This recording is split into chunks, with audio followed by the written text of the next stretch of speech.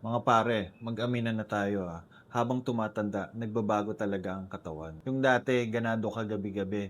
Ngayon, minsan parang gusto mo na lang matulog. Ang madalas na dahilan, una, erectile dysfunction. Hirap magpanatili ng ereksyon dahil sa high blood, diabetes, stress, at mahina na daloy ng dugo.